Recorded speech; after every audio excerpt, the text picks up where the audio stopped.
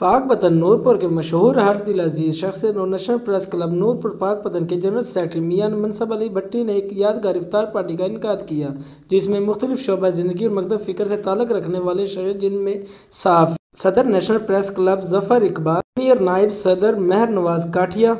नायब सदर सलीम और अकरम, चेयरमैन उमर दराज हांस, वाइस चेयरमैन इस्लामदीन खान और दीगर सहाफ़ी, वकला और सियासी समाजी शख्सियात समेत कम्यूनिटी के नुमाइंदों ने ख़ुसूसी शिरकत की। इस इफ्तार पार्टी ने न सिर्फ इलाकाई के लोगों के दिल जीते, बल्कि national press club Noorpur Pakpattan की अहमियत और किरदार को भी उजागर किया। मनसब अली भट्टी की इस इफ्तार पार्टी ने नेक नीति, अखुवत, मोहब्बत, भाईचारे और यकजहती का पैगाम दिया। इन्होंने इस मौके पर हाज़रीन महफिल से खिताब करते हुए कहा कि रमज़ान शरीफ का महीना हमें भाईचारे, मोहब्बत और इंसानियत की खिदमत का दर्स देता है, और इस इफ्तार पार्टी का मकसद भी यही था, सहाफ़ियों और मुख्तलिफ हलकों के एक जगह जमा करके आपस में बातचीत का मौका दिया। और तमाम हाज़रीन का शुक्रिया।